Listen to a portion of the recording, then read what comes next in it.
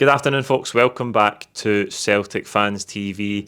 We're all set for another 90 minutes of riveting attacking football to add to the list this season. Away at Motherwell tomorrow. This is the starting 11 prediction, but before we get into talking about the football, we'll touch briefly as I can on yesterday's interim financial results for the first 6 months of the season. That 70 million quid that we had in the bank in the summer, that's went way down, and now it's only 67.3 million, and of course just the small 30.3 million profit for the first 6 months of the year as well. Allied to the results, we got the usual statement from the chairman, and in it he said the board shares the frustration of the supporters for the less than anticipated, putting it lightly that by the way, less than anticipated January transfer window activity, and that was mainly due to the lack of availability or the unavailability of the identified transfer targets. So the first question I would have there is, how long does it take to establish that a player is unavailable? I think I actually read a good article recently about Brentford's recruitment process and how they identify 4 to 5 players for each position and then work through them, prioritise them. Obviously stats are a big part of what they do. They prioritise them based on how they fit the manager's style, obviously the availability, the price, everything, and then if they can't get the first choice, they work through the list. I would think that's something similar to what Celtic do in terms of having a list of players, 3 or 4 for each position, going into a window where you've maybe got left back, striker, different positions you want to strengthen. You'll have a list of players. How long does it take to establish that the selling club will not sell under any circumstances? I think that should happen pretty early on. Or the selling club has a price, has an asking price, because let's face it, every football player in the world has a price. Celtic are sitting on huge cash reserves, which means clubs will be wanting to hold them to ransom, get as much money out of them as possible, but that's a situation of Celtic's own doing. So how long does it take to establish that? And then do you move on to the next target, and is he unavailable as well? Or are the narrow financial parameters that Celtic sets for itself not letting them go and get the players they need at the price they need to pay for them? If we had signed 2 players in January, paid a bit over the odds for them, but they were the players that made the difference in winning the title for us and securing the Champions League money for next season, would we look back at the end of the season and say, do you know what, we overpaid for him? Almost certainly not. I think the club has to accept that that is a failed window. And if you go back to the summer window in contrast, if we look at those 9 players that came in, obviously lack of availability wasn't an issue. They all came to the club. We signed a lot of players. None of them have improved the starting 11 of the team. Palma, the only one that you can make a case for, but there's no way that he's anywhere near the calibre of the player he replaced in the starting 11 in Jota. So you have a situation in summer where you bring 9 players in. None of them are good enough to hit the mark this season, and that's part of the reason why we find ourselves where we are.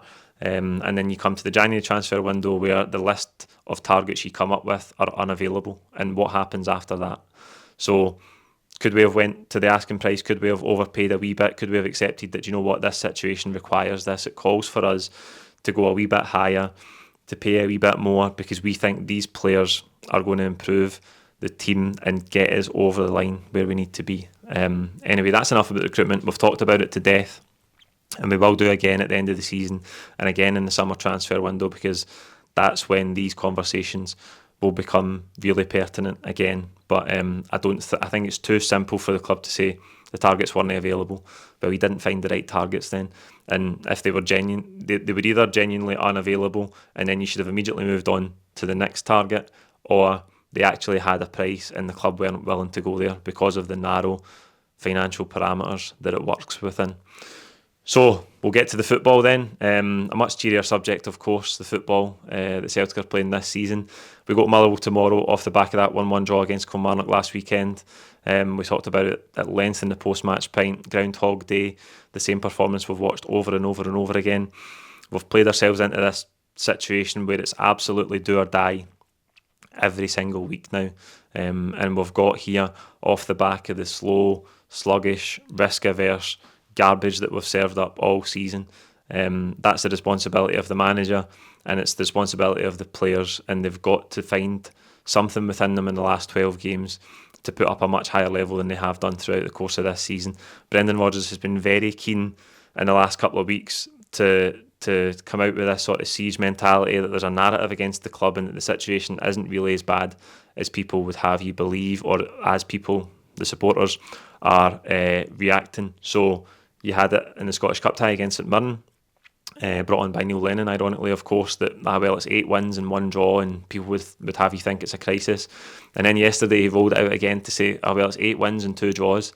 It feels like 8 losses and 2 draws. Yes, Brendan, it does feel like 8 losses. If you'd been sitting in the stands watching it, the football's that bad. It does feel like 8 losses. That's the sort of energy that we've had this season, because the performance levels have been miles off it. So I think Brendan Rodgers could do himself and all of us a favour if he just stepped back from trying to say that there's an overreaction to this. If you go back 17 games, we're about 4 points behind Hearts. The team haven't hit the mark this season. You could count in less than one hand the number of good performances we've put in the league this season, or domestically in general. And that isn't good enough. And there's nothing Brendan Rodgers can say in a press conference to contradict that or to disprove it.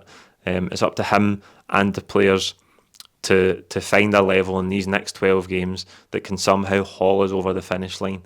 There's no doubt we're trending towards not getting there, towards not winning the title. That's what the performances are like, and they show no signs of improving. Let's hope tomorrow we get some signs of improvement, because by God, do we need them. Right, we'll start in goals, as we always do, in terms of the team, with Joe Hart. And obviously big news this week that Joe Hart will hang up his gloves at the end of this season. Been an overwhelmingly really good signing for Celtic. Came at the club at an important time when Ange Postecoglou was rebuilding the squad off the back of the Barcast debacle. We needed experience. We needed a strong goalkeeper. Who can forget the response against Jablonec when he made that double save. He's been a brilliant signing for Celtic, a real leader. I remember making the video when Celtic were first linked with Joe Hart, and saying that if he's going to come up here like many players from England do, and not have the right mindset, not have the right approach to it, then he may as well not bother. But I cannot fault him one bit for the way he's approached it, his professionalism, the experience and leadership that he's brought to this Celtic team. He's been really, really good, and his own performance in recent weeks has been really good as well. He's made important saves for us at vital times in games. Last weekend as well, he had a number of good saves against Kilmarnock. Let's hope that form can continue. We've saw the weaknesses in his game when we've stepped into the Champions League and at times domestically this season and last. But let's hope he can finish strong and keep up this good form and somehow go out on a high at the end of this season. We'll come back to talking about goalkeeper, no doubt, as we move towards the summer, and we talk about the availability of targets, the club's ability to identify the right target and get him in early, because God forbid we need to navigate Champions League qualifiers or early league matches next season with Scott Bain in goals, because the club is not able to get the right goalkeeper in early enough. Right back, Alistair Johnson back available. I think he'll come back in. That back four we finished the game with last weekend, miles off it. Carter Vickers back available. He's got to come back in. I'm going Scales and Taylor to complete the back four. The big problem for me right now and throughout most of the season is, I think you go back to these videos in October and November, and I was saying that Liam Scales at centre half is unsustainable. Last weekend was the prime example of that. That period in the game where we really invited Kilmarnock onto us with really sloppy, lazy, poor passes. Liam Scales was front and centre of that, and he's playing that square pass to his centre half partner Welsh last week, but he's hooking it inside with his left foot, making the ball go towards his own goal. Really untidy. Liam Scales doesn't have the technical quality to play at centre half for Celtic, particularly in a system that's predicated on the centre halves building the game for the back and having to be clean and tidy on the ball, move it quickly, take confident touches, progress the play the ball to teammates' feet or a bit in front of them so that we can try and move the ball quickly. That is impossible with Scales at centre half. I would like to see the manager go with Carter Vickers and Nawrocki, because for all Nawrocki's faults, and I know he struggled in the second half defensively at Aberdeen, but at least he has the ability and the balls to play a risky forward pass that might open up the midfield of a team sitting deep, might find a wide player early. It's got to be clean and tidy. and Liam Scales technically doesn't have it to play at centre-half for Celtic. The manager needs to accept that. He's persisted with him all season. And to be fair, I think the majority of the fans have been very defensive of Liam Scales this season. He's almost been like the second coming of Paolo Maldini. If you talk to some people, we need to accept the reality that this hasn't worked. We can't go on long term with Liam Scales at centre half. And if we want to continue with this system, and the manager says, well, the instruction isn't to play slow, it's just about the players making the decision, finding the gaps, trusting their ability to play it. That can't happen with Scales at centre half. Anyway, on to midfield. Much cheerier topic, midfield. McGregor, Bernardo and O'Reilly. When we come further up the pitch, I'll explain the Kyogo Idah situation.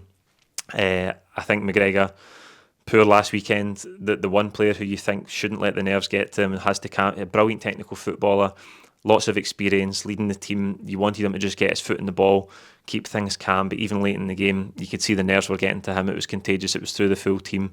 He had that really nervy one where he sliced it up in the air and we just lost all composure. So he's got to perform better. O'Reilly's got to perform better based on his last 3 or 4 weeks. He's been really poor. Bernardo hasn't started the last few weeks. He's come off the bench. He's had chances. Big chance at Aberdeen. Big chance to put us 2-0 up last weekend. We need better performances all over the pitch. That's not news to any of you watching. I think collectively and individually the performance level needs to be raised a lot to get us to where we want to be. And the wide players, again, Idah right hand side, Palma left hand side, could be any of the 4-5 wingers we've got available. I can't make a strong case for any of them. Palma hooked off at half time last weekend. Really poor, got the ball 3 or 4 times in the first 10 minutes and lost it every time. He had that one that went under his foot, just lack of concentration, lazy play. He's really underwhelmed, Palma, in his general play. He's one of those players that if you look at highlights of him, look at his goals, his assists, you'll think, that's a player. You watch him for 90 minutes every week and you see the weaknesses in his game, of which there are plenty. Idah on the right-hand side, could it be Kuhn? Kuhn looks burdened a wee bit since, he's only played 3 or 4 games, but he looks nervous. He looks a bit shackled. His output's been really poor. And again, the bare minimum you ask of a football player is to work hard against the ball. When we've not got the ball, you need to run back. You need to be intense. You need to make it difficult for the opposition to go up the pitch. You need to close people down. And for Kilmarnock's goal last weekend, he didn't do that. He jogged back. And it comes to the situation at the back where Ralston, yes, should get closer to the man, but Kuhn's still somewhere up near the halfway line because he hasn't bothered tracking back. It's really difficult to make a positive case for any of these wide players. I'm going Kyogo through the middle. I don't think the Kyogo Idah experiment has worked. I think Kyogo wants to be through the middle. He wants to be playing on the shoulder of the last defender. And let's hope somehow, even though we've not been able to do it all season, the team can sort of find him on the shoulder of the last defender, get early crosses into the box, and play to the strengths. Idah can be an option off the bench, but as I say, I think that's square pegs and round holes. This scenario where we've got Kyogo playing up behind Adam Idah. There you go. That's the team I think the manager will go with tomorrow. You let me know what you think in the comments below. Apologies that this video isn't more positive, but I'm only going on what I've watched this season. Let's hope we get something much, much better tomorrow. We'll see you at Fir Park for full-time reaction. Thank you.